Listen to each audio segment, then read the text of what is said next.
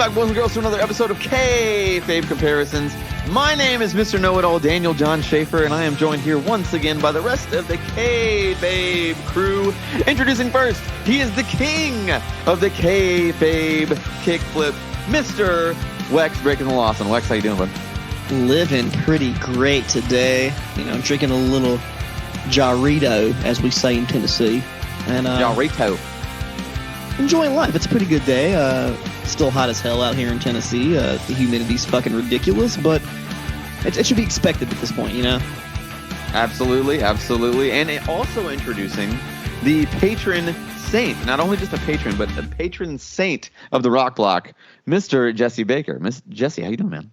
Man, I'm doing just dandy, just fine, just getting some stuff cleared up and shit, and excited to get into this and move into the new season, all that fun stuff. Excited to talk a little news and notes and SummerSlam 02, which is just a stellar fucking show. Indeed, indeed. Last week we did cover the Money in the Bank show.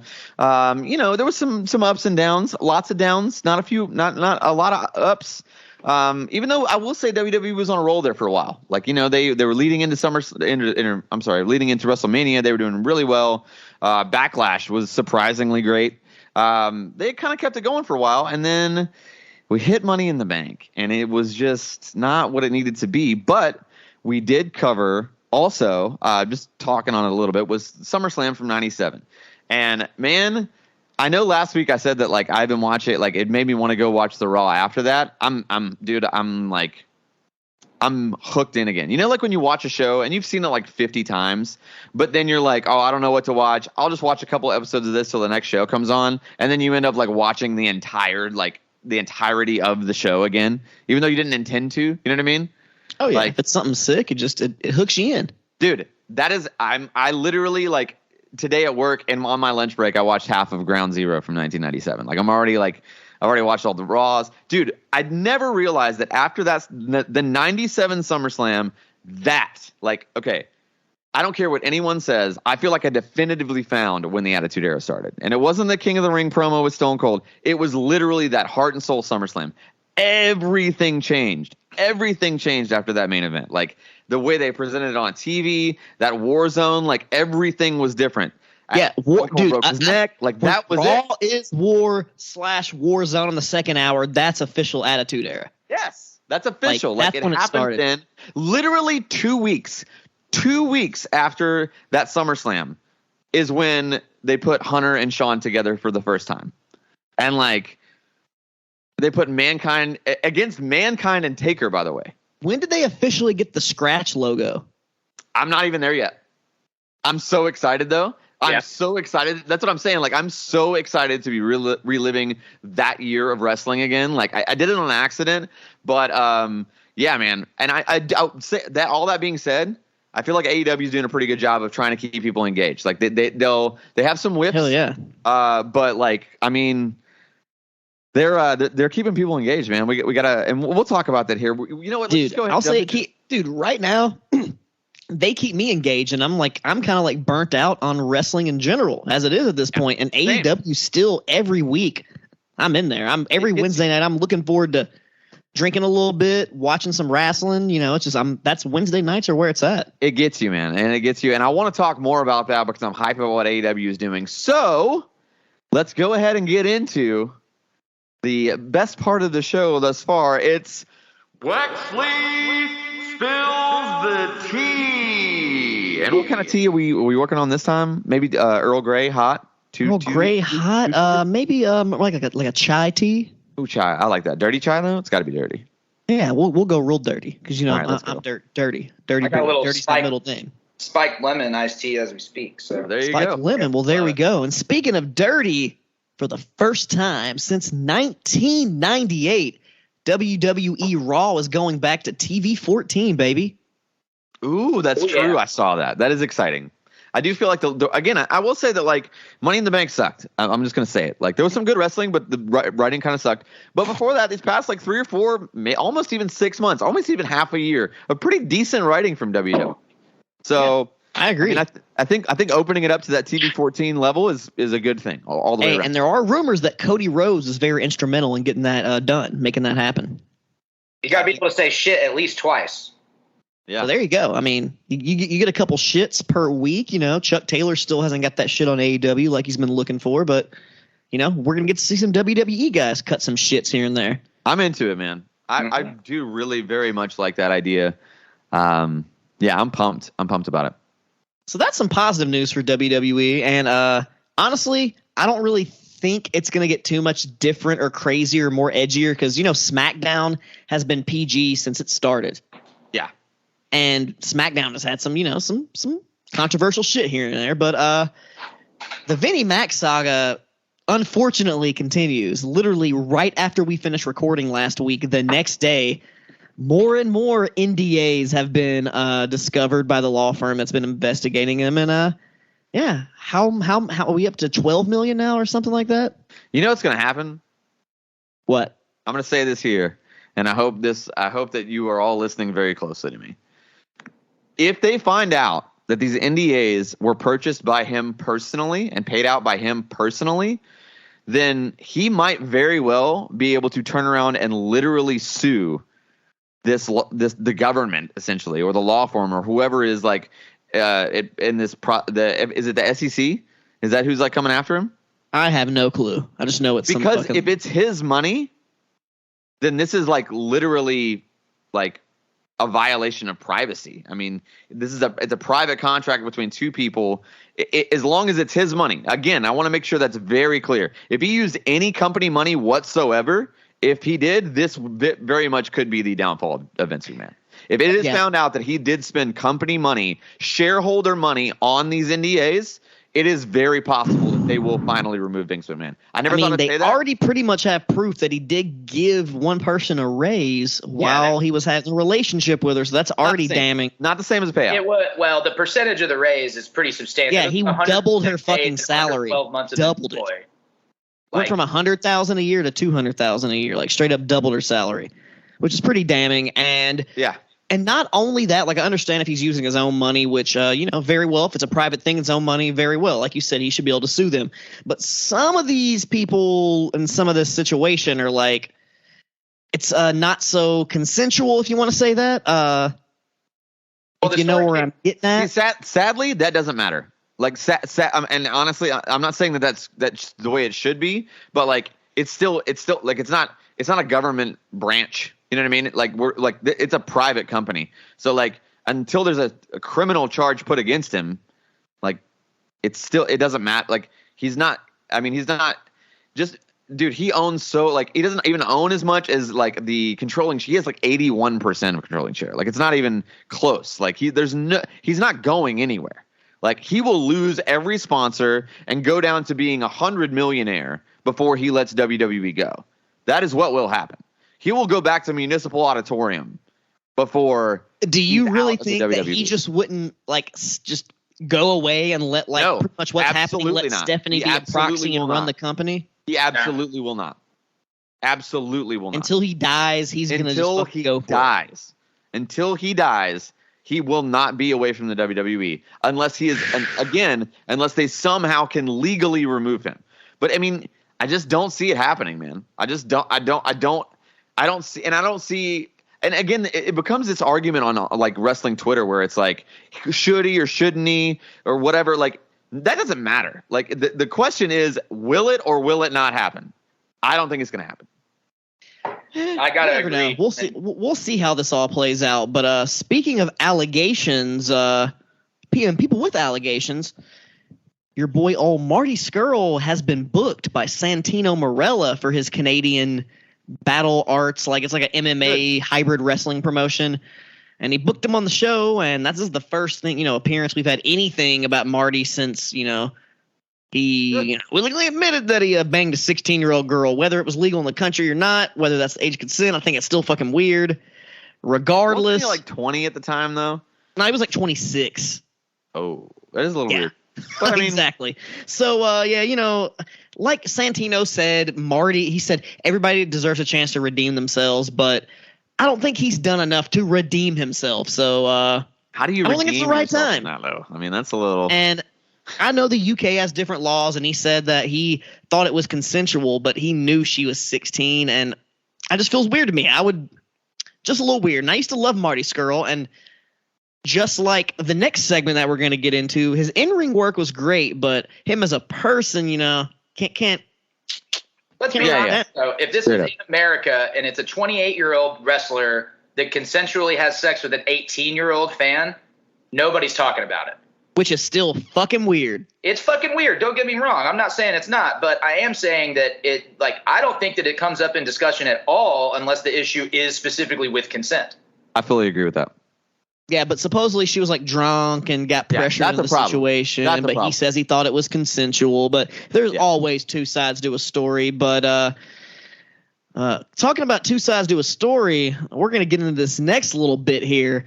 And one of Jesse's favorite wrestlers, I think he knows where we're going here. I do. One of his all times current active in-ring wrestlers, Jordynne Grace, the Impact Women's World Champion, made some disparaging comments about Chris Benoit, pretty much talking about how he couldn't hang with the modern day wrestlers because, he has CTE and he couldn't remember the spots, and just talk shit about Benoit because, he murdered, his family, and he was kind of just talking some shit. So a lot of people took offense to that.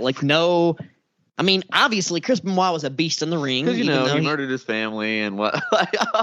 So I get both sides. Like, if you were his friend, you knew him, you're going to defend him. But if you're someone like us who just knows him as a murderer, you're going to be like, who cares if he was good? He fucking killed his family. But, long story short, lots of controversy. Conan, a bunch of people were just like pissed off at her for saying all this shit. But she eventually had like a meeting with David Benoit, Chris Benoit's son, who looks fucking just like him. It is weird. And I believe it's his sister as well, if I'm not mistaken. Sandra. His sister, yeah. Something like he met with like some of the Benoit people. She had like a little discussion, and they basically did a thing where she's donating money to like CTE research, and they buried the hatchet, and they were like, it's fucked, everything's fucked up, but Benoit before the brain, it's his brain. And they came to an understanding, and I think it's really cool. It's a fucked up situation that turned into something that actually turned out positive. Yeah. But then this is what pisses me off. You got old Nancy Benoit's like sister or niece or some shit coming in talking about she's upset. But this had nothing to do with Nancy. This is about Benoit's in-ring ability, which I understand people forget about Nancy and then blah, blah, blah. But this had nothing to do with that. This was talking about Benoit himself. Yeah. Nancy, great manager. She was very good in her own right for what she did, but this wasn't about her. And I feel like they just wanted to just piggyback and just grab a little something, which that's not cool. Yeah. Like, you're her fucking niece or like what? Like, come on now. I feel like with the disparaging nature of the comments and then followed up with, the situation just dropping the mention of the murder-suicide, I could understand why a family member of a victim would urge someone to focus on the tragedy of the scenario rather than as a reason to drag somebody down. Yeah. Even the culprit. But the other thing about all that is the comments just about the in-ring prowess and all that stuff were incredibly short-sighted as well. And I don't understand the relevance of even fucking touching on it, frankly. Like, there was really no reason to go down that rabbit hole. Yeah. I mean, and we're big fans of Jordynne Grace here. I'm not trying to throw her under the bus, but like, I mean, this is a classic situation of like, just if you just hadn't tweeted that one thing, a month's worth of drama would not, would just not, just that one tweet. Like, just don't say, why? Did you need to say something like that? Did it matter either way? Like, who benefits from this? Like, did someone poll you on if Benoit could hang in today's wrestling world? Who cares? And it's like, also, who cares? Exactly. And like, of course, CTE Benoit couldn't hang, but like New Japan Benoit, like, fuck off. Like, come on. I mean, I don't I'm a fan of Jordynne Grace, and I'm a fan of pre-murder Benoit, like most wrestling fans are. I mean, shit. God, it's just so awkward, man. It's just so awkward. But before he did the shit, I mean. Yeah, no, it's funny. I mean, it's when he was still funny pure at heart. It's funny because of the way you said it, not pure at heart, obviously, but like before he had fucking brain injuries. Pure at heart. I'm joking, obviously, but like brain injuries that warped his whole fucking, like, as we know, like, glad that we know about CTE these days, like all sports, but Jesus fuck. I mean, yeah, you see where we're going here. But speaking of some fucking horrible shit. Not really horrible, kind of funny. Your boy, not really boy, the great Khali is accused of slapping a toll worker. and apparently smacked the shit out of him. And then there was the video where they confronted him while he was in the back of the car, accusing him of it. He says he didn't do it, but I'm pretty sure the Great Khali probably smacked some fucking toll worker who was being disrespectful. I mean, Where was this in the United States or is this in India? No, this is in India. That's where he is, in India? Yeah. Oh, yeah. Or wherever he's at right now. He's not in the United States. No, because he has a wrestling school in India. I'm pretty sure it's in India. I feel like you could tell if the Great Khali smacked somebody. Exactly, and I'm sure the dude's got a mark. Hands. I mean, fuck. Yeah. Oh, no, he slapped him. There's no doubt. All his like coworkers were pissed off at the Great Khali, and like, I know he did that shit. I mean, it's the Great Khali. I'm sure he's just like, fuck you. Yeah. My hand is bigger than your head. You know, what's this chop? That was his finisher, right? The chop. The fucking brain chop. Yeah, it's fucking lame. I mean, that's almost as bad as the heart punch, to be honest. That makes sense to me. Oh, so we were talking about, Ric Flair's final match coming up, big show in Nashville, Tennessee. We're all looking forward to that. But Ric Flair, for some reason, last night during AEW Dynamite got a little froggy and just started burying Chris Jericho on Twitter. He called him an HBK wannabe and a Ric Flair never will be, and just started talking shit about him. So is this an angle building to something, or is this just Ric Flair being a bitter old man? Is it Jericho going to be announced as the opponent at the last match? That's what I'm saying, y'all. What do y'all think? If he puts over, I mean, Flair's going because Flair's doing the job. Oh yeah, it's his final match. When you were that's standard pro wrestling. Who's the guy that could beat Flair? Jericho makes the most sense. It makes the most sense. I would say so. I mean, the only other thought I had, like I think I touched on it before, but the only other thought I had, who's free agent technically right now, who could go and probably work around the limitations, would be Angle. Yeah. I mean, ideally, yeah. I'd love for it to be AJ, but I know it's just not possible. Yeah. It just seems like it would make the most sense because he was in WCW. He was he's literally been everywhere Flair's been. The story's built in. A lot of people think AJ is the new GOAT. I mean, you know what I mean? Like that would be great. And him doing the job for AJ would make the most sense. But Jericho makes a lot of sense. It does. I mean, and I think that because Flair, I mean, there's a style of wrestling that's not being done really right now. You know what I mean? Like there's a style of like that whole 90s like suplex, hip toss, like that kind of like wrestling. The only guy that's still doing it that really knows how to do it well is Jericho, to be honest. And I mean, not to jump the shark here, but we saw a pretty damn good match on SummerSlam 02 between the two of them. Yeah. 20 years ago, you know what I mean? Like, yeah. I could see it. I could definitely. Yeah, that'd be fucking insane. If they really went in that direction, I wouldn't be upset. People like to call Ric Flair the GOAT and Chris Jericho and Michaels the GOAT, so it makes sense if they're actually building to something there. But yeah, like AEW, they're doing pretty good. They got number 1 on cable again this week on AEW Dynamite, and it was a great fucking show. I don't know if either of you have caught it yet. Yep. But dude, fuck. I mean, that Takeshita Moxley match, Takeshita is fucking awesome. He's gonna be a star. I don't know if it's gonna be in Japan or the US, but that dude is fucking money. It needs to be Japan. It needs to be Japan. I think by that I'm not saying because of him. I'm saying because I think New Japan needs him. Like, you know what I mean? Like, I think he's got size to him. His style's dynamic. I happened to catch on Sunday there was a JCW, not Juggalo, but Jersey City Wrestling show that on GCW's YouTube network that Takeshita fought Cole Radrick, and it was fucking great. Like, Takeshita's gonna have a match at the Black Label Pro show here in Nashville at SummerSlam weekend. So he's taking advantage of being in the U.S. That's for sure. Who is he facing in that match? Do you know? I do not know off the top of my head. I just know he's on the card, which that's all I need for a ticket right there. God damn it! And dude, the main event, the triple threat tag team championship match, which I love how AEW's call it triple or nothing. Yeah, that's way cooler than 3. It's their own shit, dude. Amazing match, and the ending, like, I didn't see that fucking coming at all. Nope. Swerve and Our Glory won the titles, and dude, now FTR are not the shortest reigning AEW World Tag Team Champions ever. It's now the Young Bucks at 28 days. So that's wild. That builds the feud, the longer going feud between FTR and the Bucks, which I love. That little side note, now that the titles are off the Bucks, that leaves the Bucks to be able to go and fuck with FTR, and then maybe somehow get that title back at some way. But dude, Swerve and fucking Keith Lee. So I just want to say, Daniel, you said when Keith Lee got signed, where was he going to be in 6 months? Yeah. Or And however, I think I also said the only way I see it working is in a tag team.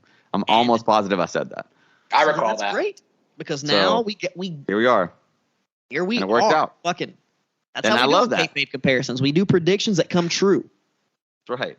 That's I fine. mean, it was just the best way to use him, I think. And Swerve is the guy on the mic that can carry that situation. I'm not saying that Keith is the worst. I'm just saying that that is his weakest point. I'm not saying he's not the worst promo ever, but he's not a great promo either. So Swerve can do both, but Swerve there is something. I know this sounds weird, but it's I feel like Swerve is still it's almost like Orton 04 or 05. He's going to be a legendary guy, but he's not and he's really good already, but there's something. There's just one, I can't put my finger on it, but there's just something that doesn't make him a main event guy to me yet. You know what I mean? And I think that maybe this run with Keith Lee could be maybe it. the tag team title run will set him over the next level. And especially the eventual split. And if he can really do a great heel, as I'm sure he can, and make Keith Lee a big baby face, it's going to be amazing when they split. Yep. They'll do a reverse of what they're doing with Jurassic Express. And I think what they're doing with Jurassic Express is amazing. Yeah. I love the Christian Cage storyline. I love his promos lately. They've been heavy and awesome in the best ways. It's the first time I've given a shit about Luchasaurus since AEW began, to be honest with you. Great heel. He works like a great heel because he doesn't talk. So he is and that's an art that a lot of people don't do. It's a lot of guys will turn heel, turn babyface, and wrestle the same way. Luchasaurus is not wrestling the same way. No, he's got a whole new moveset, doing cool shit. And I love how he does a variation of Jungle Boy's finisher. He's wrestling like a big man now. Yeah. He's not doing any of the lucha part of him. You know what I mean? It's just he didn't do a moonsault this week. He just did the choke slam and then went straight for the submission. Yes. I think that's the way it should be. It's the way it should be. I don't know if y'all saw. Did you see where the local graphics might have potentially let the main event for All Out slip? Oh, what's that? So they had the graphics that just had a whole bunch of the regular people on it. It had Swerve and Lee apparently with the titles on the poster, but also a picture of both Mox and Punk with their respective AEW world titles. When is All Out supposed to be? September. No way. Punk can definitely be healthy by then, right? Because all he had was a broken foot. I can see it happening, dude. Think about it. How long has he already been out? Been a month and a half, 2 months, something like that. Yeah. So 3 months for a broken foot? As long as it wasn't if it was a hairline fracture, you'll be straight. Those bones are so small, and it's really hard to rehab it, dude. It also depends on how bad it was. Yeah, exactly. That's true. That's what I'm saying. If it was a full fracture, though, if it was a full break, it's at least 6 to 9 months, dude. Those little bones take so long to heal, right? And that could just be the local. And he's old. He's 43. I think 43, that's right. 44. And the fact that he's from Chicago, probably just because he's gonna be there with the title, on commentary or something for whatever match that Moxley has. They're still gonna promote him heavy, even if he doesn't wrestle. Yeah, the eventuality is going to probably be those two to unify the titles or whatever, whether it's All Out or not. But I could see it happening at All Out as long as that foot wasn't that bad. You know what I mean? Yeah, it's possible. You're right. It's possible. Yeah, unless he realizes his foot is unhealable and he just does one more match and drops the belt. Do you think that's what's going to happen? You never know. We'll see. You never know. I just tossed it out there for you. You did. If you can catch it if you want, you can drop it, but Call me Julio Jones. Did y'all let's see the latest in the MLW news that they just struck a distribution deal for merchandise? Hot Topic, baby. Hell yeah. Wow. Good for them. I'm going to be buying me some more Alex Kane shirts that I don't have to order and wait because, honestly, I haven't bought anything from Pro Wrestling Tees since they had that weird breach. Yeah. Because I ain't fucking with them, honestly. So I'll go to Hot Topic and get some more Alex Kane shirts. Didn't they, tweet some off-color shit there for a while? And, it was... I didn't know that. I don't know. Retweeted or supported something. Oh, yes, they did. During basically the Black Lives Matter shit, they were... Yeah, they retweeted some... I think that something happened when that control your narrative like brand was gonna launch or whatever, and they were kind of getting buried, and then like Pro Wrestling Tees like put out a graphic, like not just like it was a tweet, but it was like a long thing with their like letterhead on it that was like, we're not gonna sit by silently anymore or something like that. And I was like, okay, maybe, but I don't know. I haven't fucked with them since any time they started fucking around. So shout out to Hot Topic getting the cool shirts back. Yeah, it's been like 20 years. So we did just find, this is breaking. This is just announced 2 minutes ago. For StarCast 5 that we were talking about with Ric Flair's last match, they're offering this weekend, presented by CarShield, a $99 bundle that includes 2 upper-level seats to Ric Flair's last match and 2 general admission passes to the StarCast after party for a total of $99. That sounds like what I'm going to be buying. That's a really good deal, actually. Because honestly, Thursday, and I'll be able to swing it. I might have to sell a couple video games, but we're going to get that shit. Dude, baby. but an upper deck, like, I mean, it's not even the arena, it's municipal. So, like, upper deck is still fantastic. You can see everything like, great. A great seat. Like, yeah, that's that. Damn, I think the floor is clean anyway. I mean, I'm pretty sure all that's gone. Yeah. Yeah. Oh, yeah. No, it's all gone. Yeah. Yeah, because the new fairgrounds is bigger than the old fairgrounds, like as far as capacity. So, like, yeah, that's wild. That's awesome, though. That's good news. It's good news for them, man. Like, I mean, if Ric Flair does die, I hope he does it in front of a big crowd. I hope it's sold out. I hope they're hanging from the rafters, you know? That's right. I feel like that's how I'd want to go out anyway. Yeah, man. Well, do we have anything else in the news department? I mean, that's pretty much it when it comes to the news for this week. I think there's some rumors there might be an AEW show coming up in the UK, and Big E is expected to make a full recovery, and that's pretty much all I got. Ooh, wait, when was that announced? Recently, he said like today or yesterday, he's expected to make a full recovery. That might take a while, but he's expected to. That is amazing. Because I know that like it was even a couple weeks ago that he had posted a tweet that still said that that something wasn't healing the way they thought it was going to. And then he also posted like a couple days ago too, before this was announced, that he like was like, yeah, if I have to quit wrestling, I'm okay with it, no big deal. But good to see things are going in the right direction. Yeah, that's awesome. It's awesome to see. Well, you know what? We've talked about Ric Flair's last match. We talked about SummerSlam 1997 last week, and we are coming towards the end of season 4, and so we're coming towards the end of honestly covering a lot of these old nostalgia shows. I mean, I'm sure we'll probably bring it up here and there, but today's show, me and the patron saint of the Rock Block are going to be kind of just going through the SummerSlam 02 card and just talking about the greatest moments and the worst moments of 02 SummerSlam. And it's riddled. Like some shows are like, okay, it was pretty good, and then like these matches were better. And then sometimes it's like it was all shit and this one match was good. It's like there's really great matches on this card and then awful shit. Like it's not like there's no line. It's a really up and down show. I'm excited about it. Wex, what do you remember from 02 since you're not on the meat and potatoes of this one? SummerSlam 2002. What was the main event? Rock and Brock. Rock and Brock. Oh, yeah. I remember that for sure. And then Shawn Michaels was on this card, right? Yes. The street fight with Triple H? Yes, the return. Yeah, that's it. Shawn Michaels in the fucking cowboy boots and the jeans. But that's not it. There's a couple other matches on the show that are great. What? There's a couple other matches that are great, but that is definitely the show stealer. That's the one I remember out like the most because, like I said, like I've talked about this before, I'm a big Shawn Michaels fan, but I came into watching wrestling like heavy when he was already gone. And he was kind of like, the mythical guy. He'd be in the video games. He'd be a special guest ref here or there. But I never really got to see him wrestle. And that was the first time I was like, God damn, this is HBK, baby. Yeah, yeah. I mean, I remember vividly watching this. This is back in, it's 02, so like everything is still pay-per-view. This is one of those situations where it's like you're in high school, you and your buddies like crowd into like somebody's mom's living room and you all watch it on a big tube TV. Oh, yeah. I watched this on a cheater box recorded tape like a week later.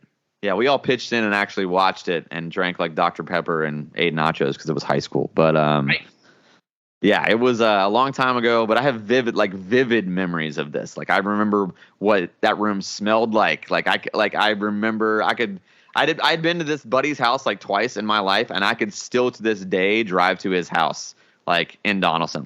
It's just so vivid.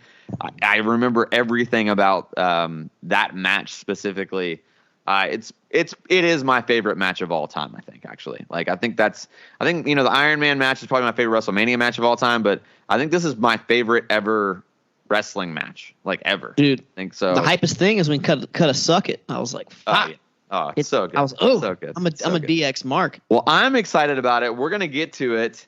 So yeah, let's just hop right into it, man. Without further ado, here is our breakdown of WWE's SummerSlam 2002. And we are back. It is SummerSlam 2002. I am super excited about this, man. It's got it's got probably my favorite ever wrestling match in it. And I know that's from their very deep personal standpoint. I can objectively sit here and say that I don't believe that match is probably the best wrestling match of all time. Just as a wrestling match or even as a brawl. But for me personally, emotional attachment, my favorite match of all time is on this card. I'm super excited to get into it. So without further ado, here we go, man. The dark match, by the way, if you don't remember from the Sunday Night Heat, was Spike Dudley versus Stevie Richards. The entire match, from entrances until the final bell, was 2.5 minutes.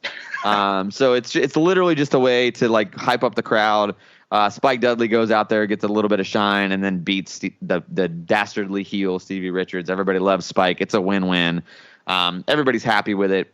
Yay. Then we go to the opening match on the card. It's Kurt Angle versus Rey Mysterio. It's shorter than I would have liked.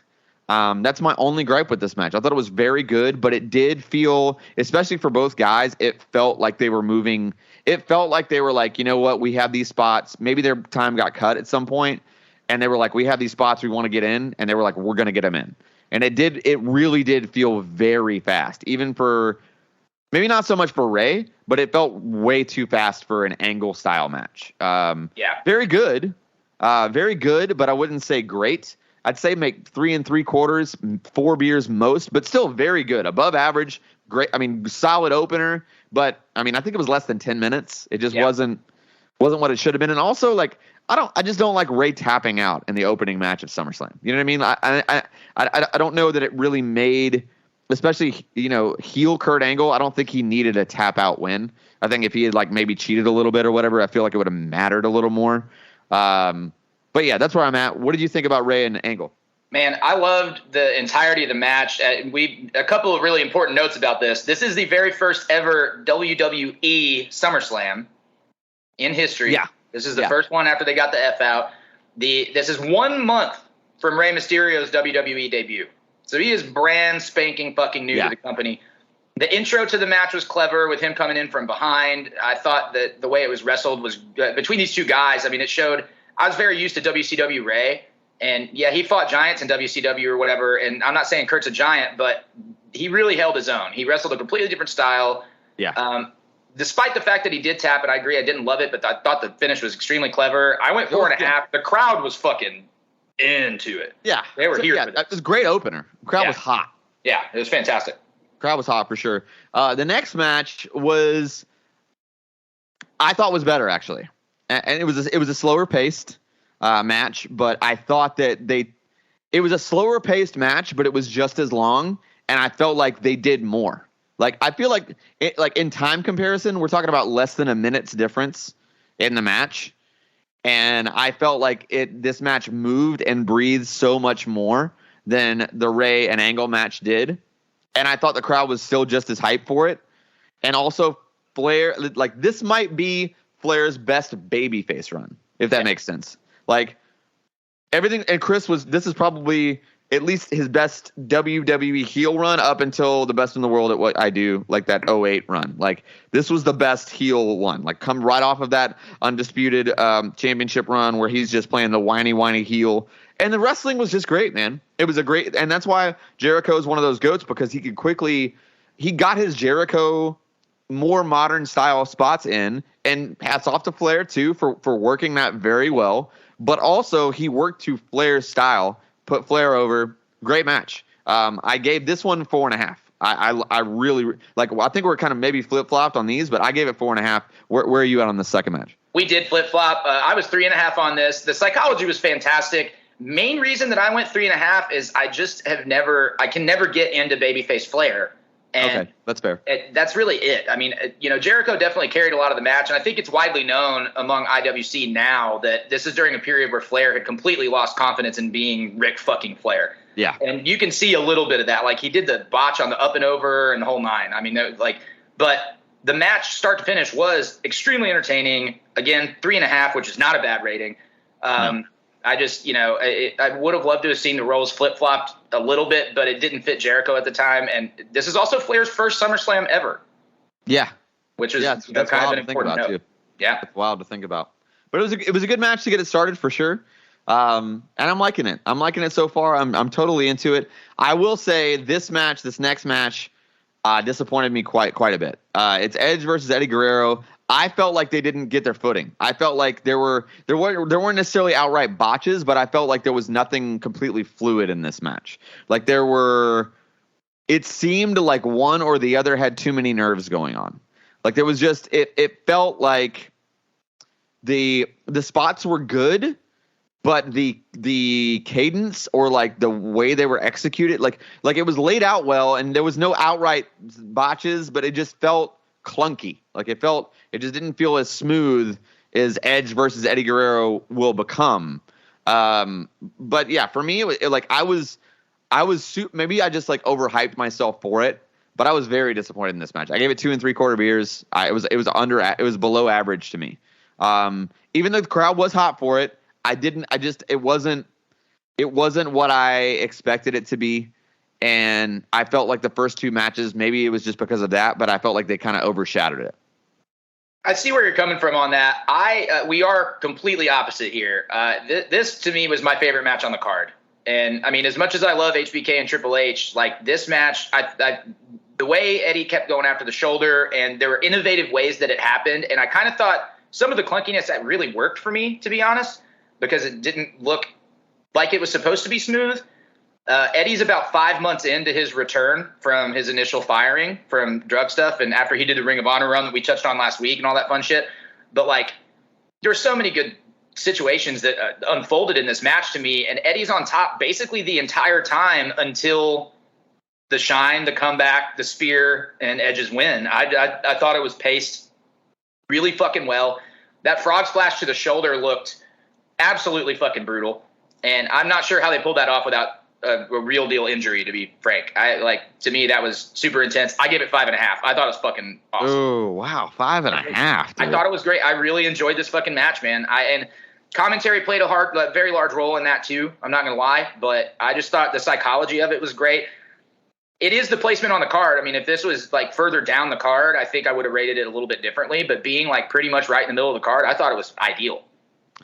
I mean, I just expected more. I just expected more, and it felt like it was just.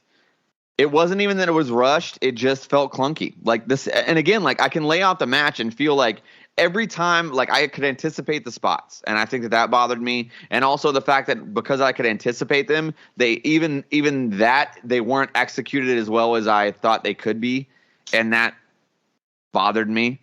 So maybe I was just getting too analytical here, but it just. It missed the mark to me, but damn, 5.5. Wow, that's. I thought it was fucking stellar. I thought it was great. Okay, well let's get to this next match. I think we can both agree here that this one was pretty much the popcorn match of the night. It's the Un-Americans. It's Christian and Landstorm versus Booker T and Goldust. I mean, I shouldn't say that it was a popcorn match. There was just a lot of comedy involved. I mean, Booker T and Goldust. That's what they're doing at the time. The match bell to bell wasn't bad, but at the same time, like I didn't expect it to be great. And it wasn't. So I think that just kind of that laid it out there to me. I gave it 2 beers. Solid. You don't hate it. It's not the worst thing on the card. Or, I mean, it actually might be the worst match. Nope. Second worst match on the card. Second worst match on the card. And then, but yeah, it was what it was, and I didn't hate it. 2 beers, below average, not great, but didn't hate it. Where are you at on it? I feel you. We're same rating here. I went to. All 4 talent, amazing talent. I feel like the Un-Americans thing is the main part of this show that missed the mark for me. And it's been said on other podcasts from people that were actually with the company that no one really wanted to get real heat here with the Un-Americans thing. It's like they were afraid of it. I think had that been embraced a little bit more, had they gone into the paint on, the anti-American heel, that this whole thing would have been vehemently different. The comedy wouldn't have interfered so much. Agreed. I hated the test interference. I felt like it was unnecessary. Just is what it is. But yeah, 2 beers for me too, man. We're right there on that one. Not good at all. Let's keep it rolling here. It's Rob Van Dam versus Chris Benoit for the Intercontinental Championship. Rob Van Dam actually wins the IC title here. It's a great moment. It's a great match. I mean, it's a great match. Sometimes it's hard for me to watch Benoit matches because sometimes the aggression gets to me. Because he was very, very good at the aggression in the ring. And it showed here. And I suspended my disbelief in this match, maybe because of the mythology of Chris Benoit at this point. But, it felt really good. I think Rob Van Dam, there was a period, he always took, he was always really, high flyer. But there was a period of time, 4 or 5 years where the bumps that he was taking was just, dude, the bumps that this guy took on the back of his neck in this match specifically is insane. Hold up on the German was every single German, every single one. His head looked like a blow up basketball from a doorway basketball goal. Just that thin just every single time he took a German, it was like his head was a basketball. It blew my mind. This was the match that I was like, damn. I kind of forgotten about this because of everything else that had been happening on this card. But Jesus, this match was very, very good. 4 3/4 beers. Very much enjoyed this match. Really, really good. Also, seeing Rob Van Dam win the title here and the crowd go ape shit when he won. Awesome. Right. Absolutely. And I think that was a big vilification point for RVD. Obviously, we saw where he wound up going. I mean, probably the most unlikely dude to become world champion at that time later on. But, especially that then. Now, for sure. If Rob Van Dam was 25 today, oh my God. He would be the babyface in any company. Of course. And for this, it's funny because with the two of them, you wouldn't normally look at this match on paper and immediately identify it as a clash of styles. But to me, the way that they wrestled in this match, they both wrestled so much to their own style that it kind of was a clash, but they worked it really fucking well. Yeah. I went 4 1/4, so not far off. The crowd was super into it, obviously. I mean, you could say that about pretty much every match on this show. Yeah, it was. Hats off to the crowd. They're the unsung hero of this show. The 02 SummerSlam crowd, never got tired. Yeah, crazy. And the one thing that kind of lowered it to me, they did the flash to the GM feud, kind of right during everything, and you're That's fair. Yeah, I noted that. Save that, you know what I mean? But either way, stellar match. This is a great example of the programming of the Intercontinental title at one of its very many peaks, in my opinion. Yeah, where it's something that fucking mattered. Yeah, I agree, and I kind of wish it was still that way. But yeah, man. The next thing on the card here is the worst match on the card, bar none. It's The Undertaker versus Test. It's luckily it's short. It's a short match. I feel like there are gifs of this. Yeah. Just some ugly botches, man. And okay, this is what I'm gonna say. You rest in peace, Andrew Martin. I'm not trying to bury somebody that's dead. I'm not trying to do that. I'm really not trying to harp on him as a human being. But I hear all the time on podcasts where there's, in this day and age, every great wrestler from this era has a podcast now. And they all talk about how great he was and how much potential he had in the ring. I have not one time ever in my life seen a good Test match. Not once, ever. What are they talking about? I think that maybe it's just he was a nice guy and now he's dead. And I hate to say that, but it's I feel like that's why they're oh, he's, he could have been champion. No, the fuck he could not. He could not be the champion any day ever. Not ever, not one time, not never. Baron Corbin is a better wrestler than Test. That's saying a fucking lot, but you're right. And by a mile, by the way. By a mile, Baron Corbin is better.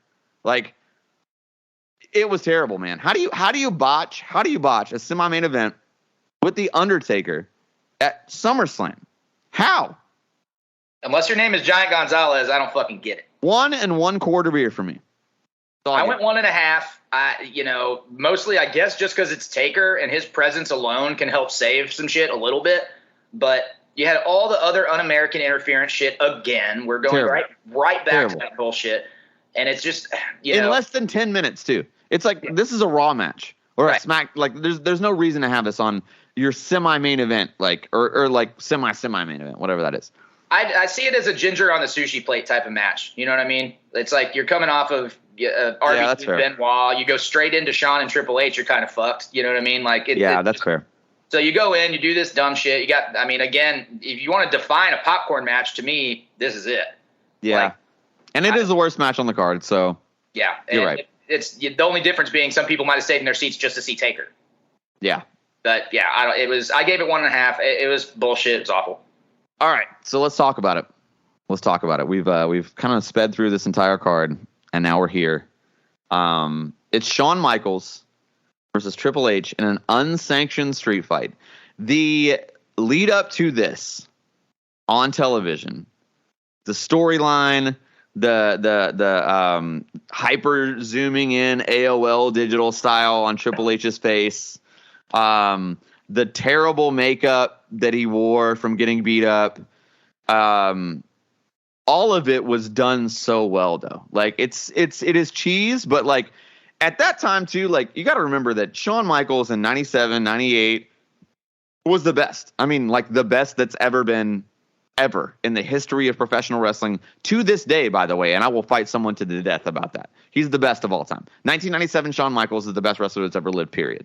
So, like, when you come off of that and you're gone, it was 4 years, almost 5 years, 4.5 years. And at that point, you really don't believe that they're coming back. Like, they've been around, they've been the commissioner, they've done these special guest things, but it's never too physical, and it's always very brief. So when he does come around, I'm happy to see him. And they had already kind of leaned into the Jesus thing with him, which was cool with the new NWO, and that they'd already kind of brought him back, but he was definitely not wrestling, and he was super ginger when he was in the ring. He didn't look anything like the old Shawn. He looked shorter, he looked smaller, he wasn't the same guy, right? During the build, during just that layout moment where they, like they do the attack in the back or whatever, and Triple H is like trying to find the guy that beat him up, and then you find out it's Triple H, and you do the confrontation.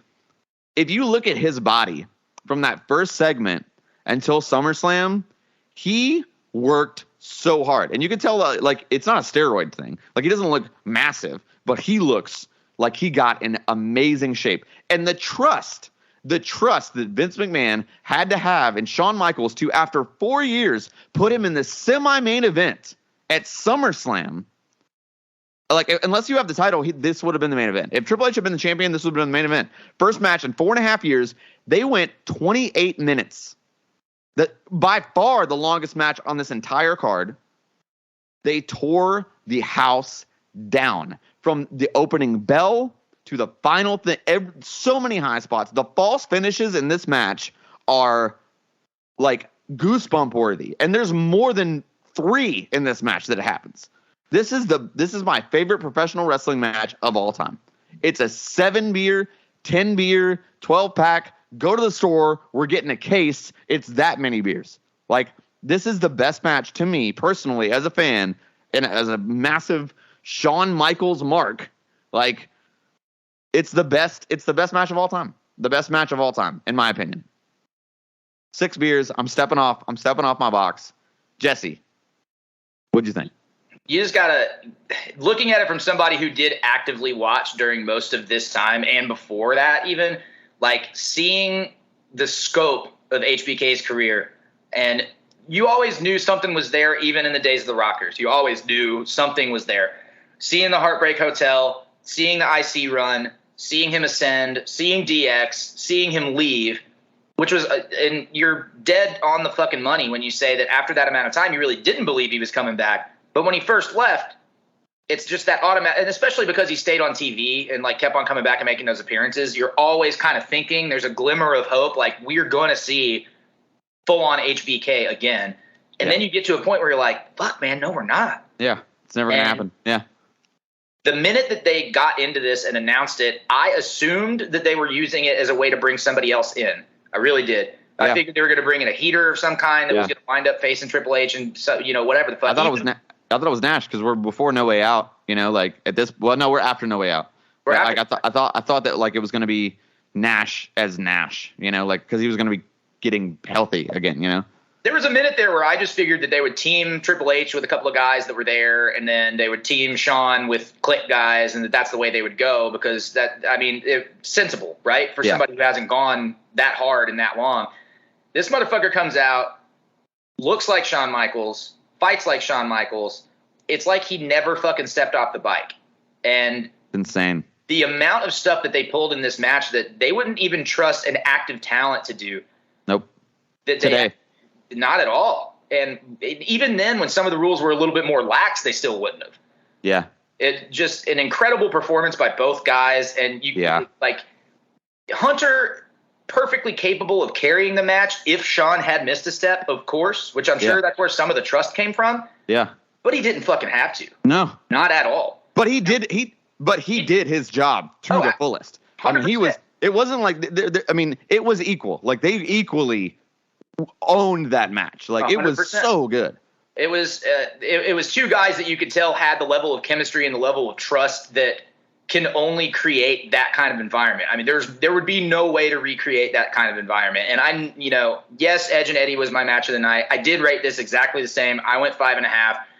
The only reason for me that it's not a full 6 was because of the unsanctioned nature of the match.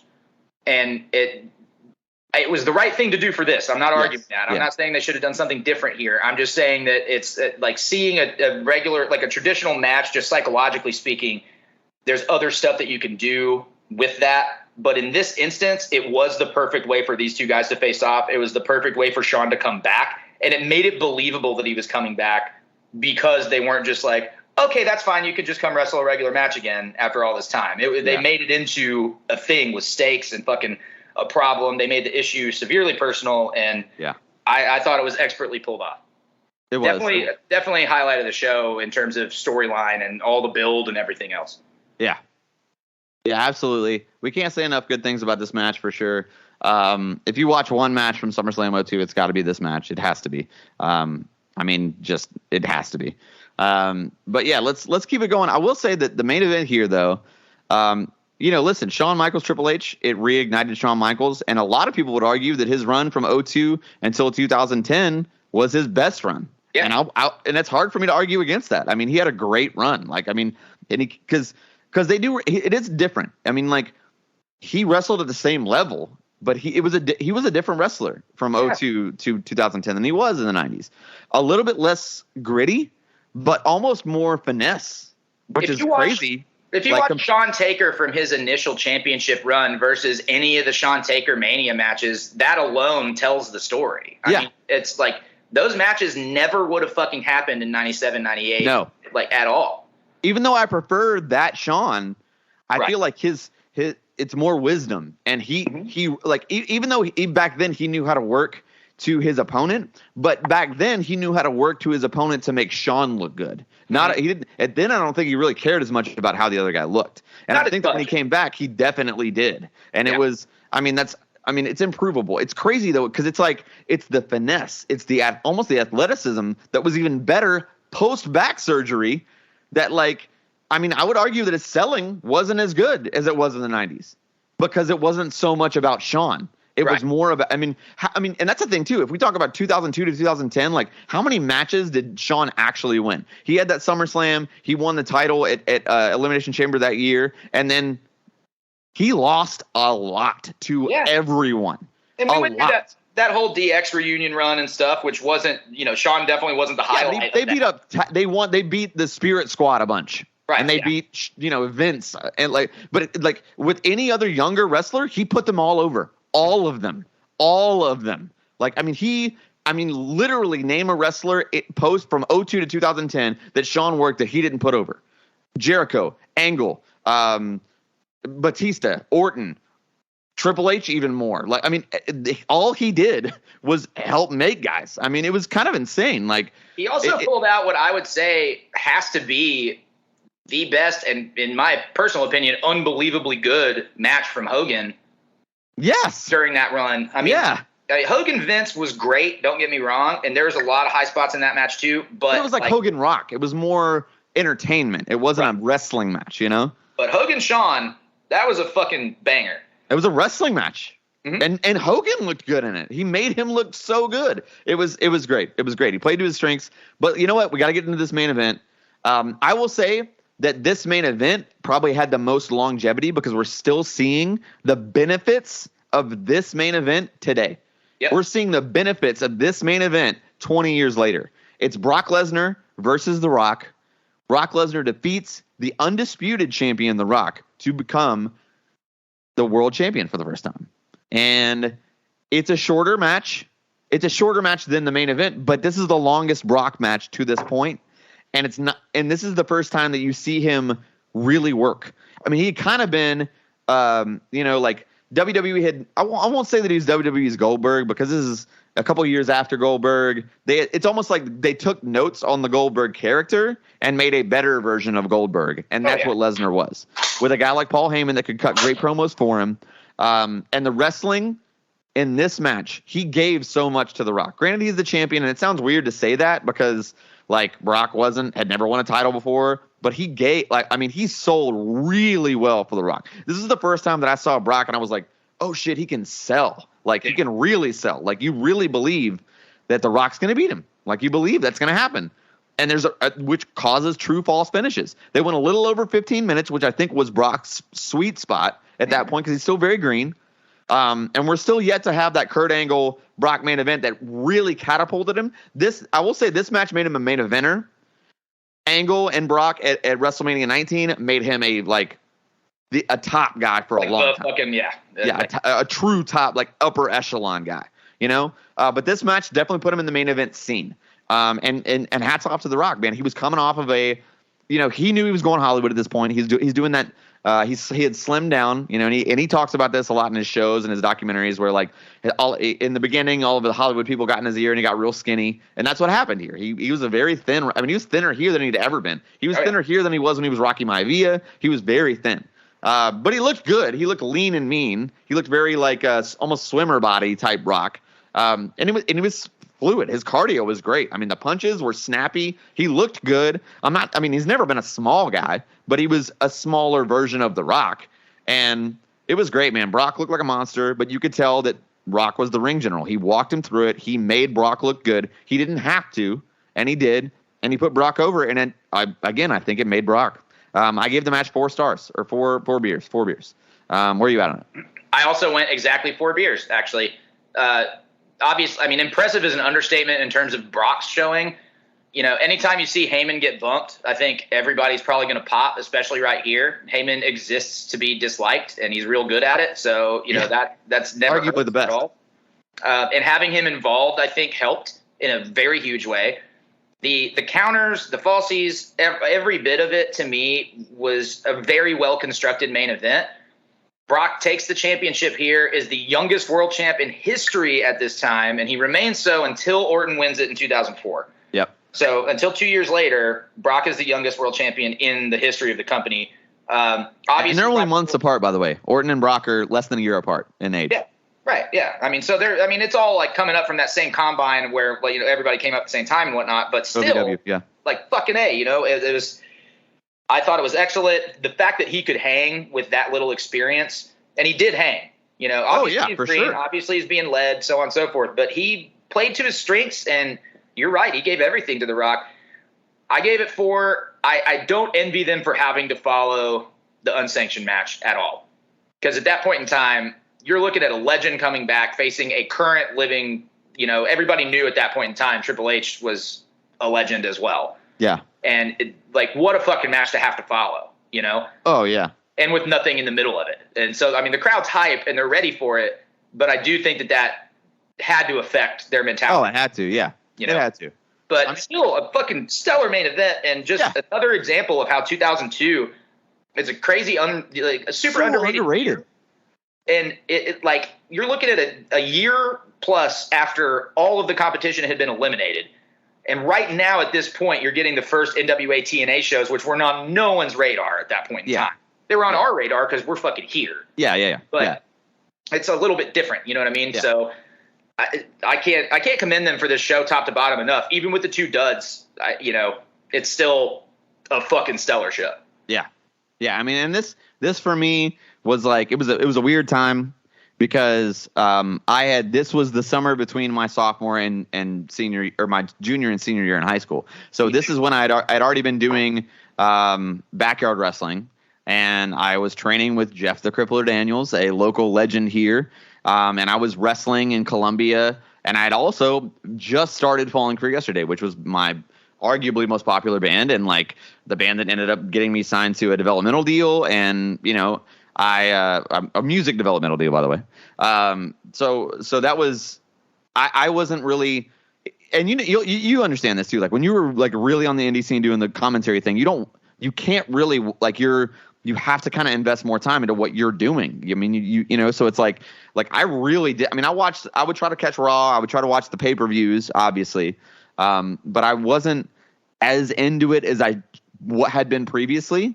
And then I especially when the band took off and I ended up quitting wrestling and just putting everything into the band because of touring and everything else. I just stopped watching for a long time. And it wasn't because I ever felt, it wasn't like a moment where I was like, you know what? I don't want to watch this anymore. It was just, I was never home on Monday nights. I was never home on, I couldn't watch.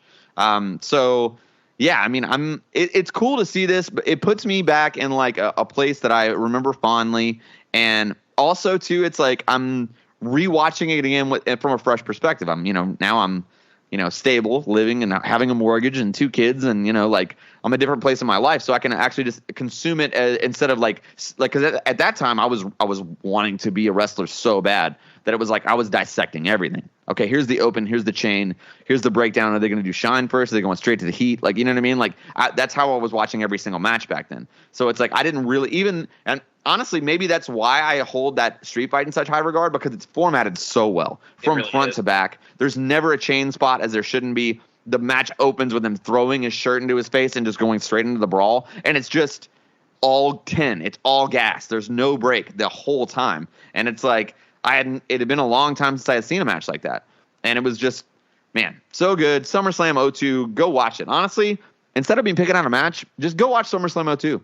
You really go should watch SummerSlam 02. And we've outlined the matches you can skip, but even those are still kind of fun. And I got to say, to your note there, summer 2002, also between my junior and senior year of high school, I had already begun booking shows, and so I was trying to attend everything I booked. Yeah. But also was in bands myself, albeit very small ones.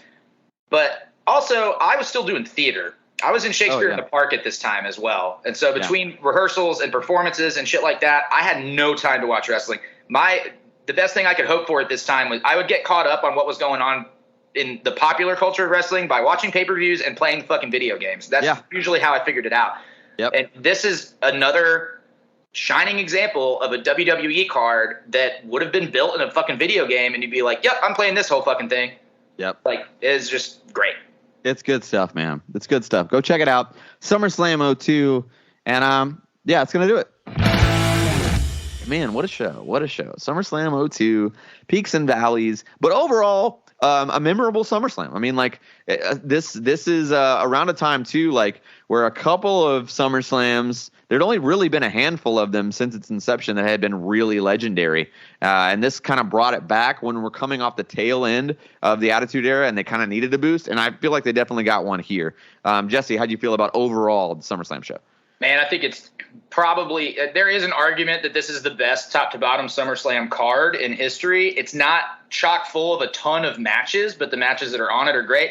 And to be honest, even the ones that sucked still had immense amounts of talent in them, and there was something to hook into. It was just you couldn't live up to the rest of the show. I mean, it's a stellar fucking show, top to bottom. I absolutely loved it. Yeah, it's a good one. It's a good one. Wex, overall, we're in the echelon of SummerSlams. Where do you put 2002? I mean, just for that fucking Shawn Michaels Triple H match alone, it's pretty high up there for me. I would say it's at least in the top 10. maybe not the top 5, but at least in the top 10. It's a pretty solid show because there's been some epic SummerSlam. So I don't know if it can quite crack the top 5, but it's definitely in the top 10 for me. You also got to think about The Rock's 2002, man. Like, oh yeah, coming off Rock Hogan and then on into this, where like, yeah, he drops the title, but in such an overstated way that made, to this day, still the biggest probably money drawing superstar if you take into account the amount of appearances and the amount of money in Brock Lesnar. Well, this was it too. This was the end. He didn't come back after this until 04. Yeah, and that was with Foley. Mm-hmm. So I mean, this was the end of The Rock full time. This was it. No, he came back for 19. He came back for WrestleMania. Oh yeah.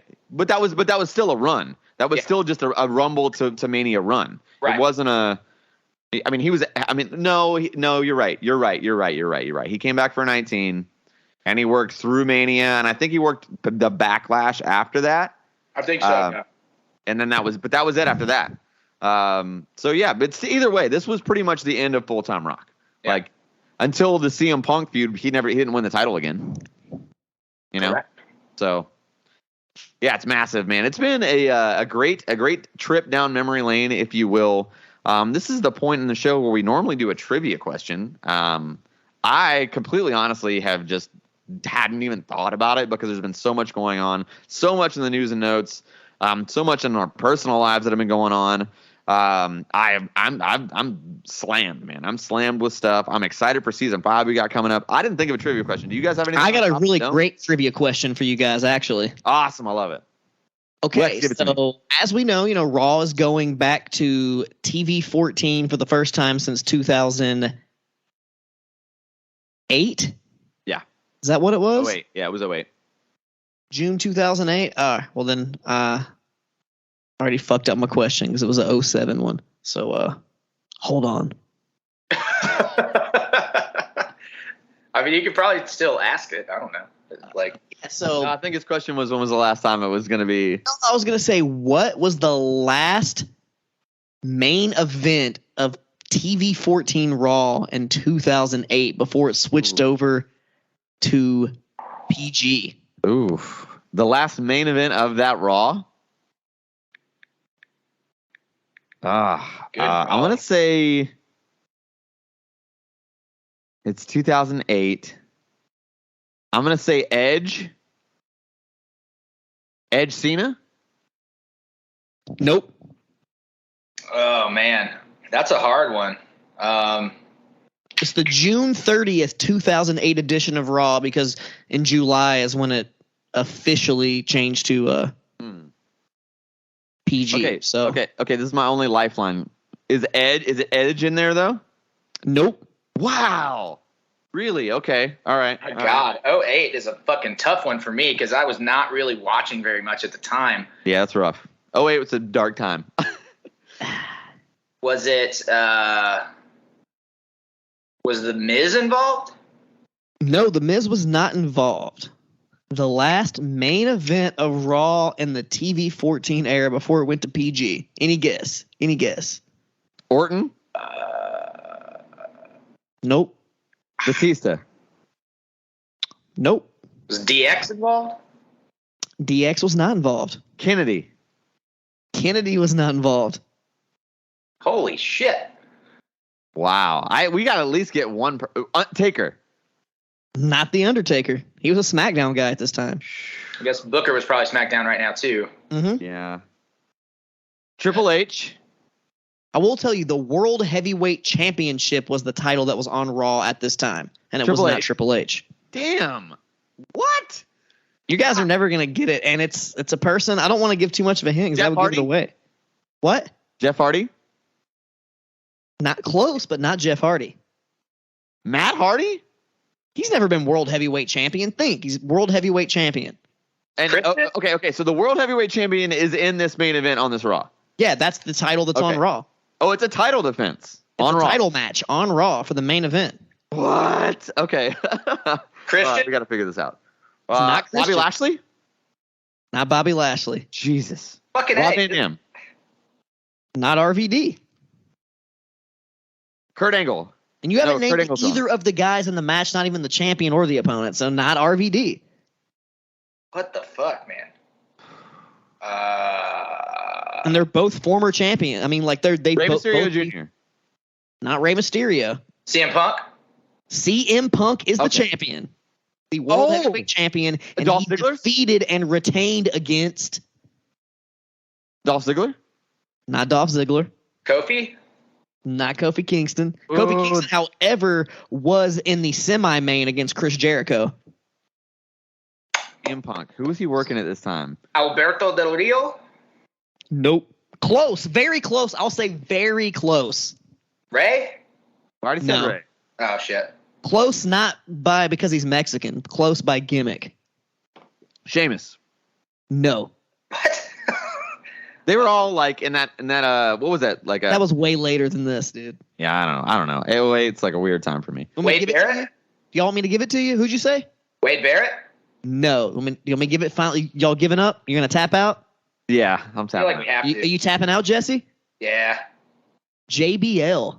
Oh, Oh. I thought JBL was already gone. Yeah, I don't know. He was still there in 08.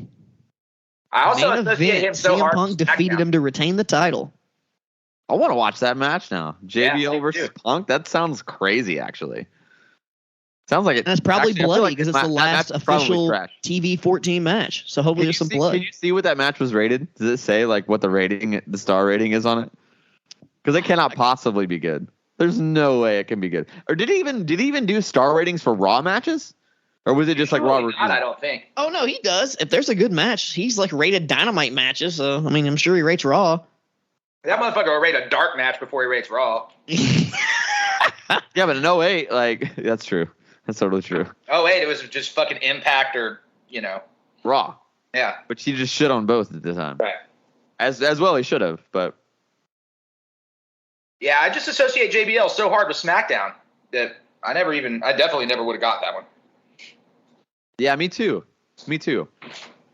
And I thought that like after he I thought he'd stopped in like 05 or 06. Like I thought JBL only had like a really short run. That must have No, he been like ended a up return. facing Punk at that SummerSlam for the title again. Like, they had like a little feud. I don't remember that at all. Oh, wait, SummerSlam was the same match. So it's like they had a little program going together. Punk and My JBL. goodness. And this was still like long hair Punk because this is 08. This was like. Yeah, it's coming off ECW. This is like awkward stage Punk. Yeah, okay, well, if that's that, then you can always find the show at Kayfabe Comparisons on Facebook and on YouTube. You can find us at KayfabeCom on Instagram and Twitter. You can find us at KayfabeCom Pod on the TikTok. That's where we like to hang out the most. And yeah, be sure to leave us a 5-star review. If you screenshot the 5-star review, we'll like sing you a song or something. I don't know. I'll send you like I'll paint like I'll send you picture. a pack AEW action figure. There you go. You can win Heard a it here pack first. In the AEW box. action figure. In the box. In the box. All you got to do is send us a 5-star review on wherever you get your podcast. Take a screenshot of it and send it to any of our socials. The Facebook, the Twitter, the Instagram, the TikTok, whatever. We will see it. And the one we like the most we'll definitely put out there. And we'll send you a pack. The first ever AEW All-Atlantic champion. We'll send you his AEW boxed action figure. Wow, that's incredible. That's some high stakes right there. Those are some high stakes. Every little man. work. So, Here it is. It's beautiful. It's beautiful. Be sure to hit that 5 stars. Hit that sub button. Tell a friend. You can always find your boy at Daniel Daybreak. You can always find my new band at The Far Between Band on every social, on Instagram, Twitter, Facebook, or whatever. We got a lot of cool stuff coming soon. I'm hyped for season 5. Season 5 starts in 2 weeks, guys, or 3 weeks. Season 5 starts in 3 weeks. I am super, super excited about it. New vibe, new soundtrack. Season 5, man. I'm hyped about it. Jesse, how do you feel about season 5, and where can they find you? Dude, I can't fucking wait. I always love being able to kind of adapt the format a little bit. Some of my favorite part of my week, honestly, is getting to sit here and shoot the shit with the boys and talk a little bit of wrestling, no matter what capacity it is. Talk a little bit about everything else going on in life too. So it's always a good time. You can find me at Jesse Baker on Facebook. You can find me at Jesse Baker Nash on Instagram and Twitter. You can find me at the East Side Bowl in Nashville, Tennessee on Friday, July the 29th for Southern Underground Pro. That's going to be a really fun show. It's kind of a precursor kickoff thing onto StarCast and the rest of the fantastic weekend. You can also find me and Daniel's band, The Far Between, at the legendary music forum Exit in 2208 Elliston Place on Friday, August the 19th. It's my birthday weekend. We got a shit ton of really great bands, a big old show at the end across the street as well. It is going to be a banger. Yeah, it's going to be awesome. It's going to be awesome. Wex, how you feeling about going to season 5? And how you feeling? Where can people find you? Oh, you can always find your boy Wex Breaking the Lawson at Wex Breaking the Lawson on all of your social medias. And definitely check out that TikTok, the kayfabe comparisons, and check out me on TikTok too at Wex Breaking the Lawson. You find some little skateboard videos, see me eat shit, hit my nuts a few times here or there. That was a great video. It's always fun. It's always fun watching me get hurt. And you can always be looking forward. You should be looking forward, as I should say, to the next season, because I'm really looking forward to the new format. I love, like Jesse said, this way just kind of shooting the shit, talking about the news, talking about what's going on in wrestling, and not really having to stress out too much, trying to cram 2 pay-per-views in the week when I'm also trying to watch some AEW and some other sports and stuff that's going on at the time. Luckily, right now, there ain't shit going on in the sports world, so we got more time for wrestling. But when it gets back into sports season, it gets a little rough. We're trying to watch some other shit. It's totally true. Sports season takes up a lot. Also, just life, like there's video games that I want to play and like albums that come out that I want to like obsess over, There's other stuff. So, but yeah, season 5 is going to be awesome. We have a major announcement for episode 1 of season 5 too, so be sure to tune into that. We are very, very excited. That's going to do it for us this week, though. We will see you guys next week. We are out. Peace.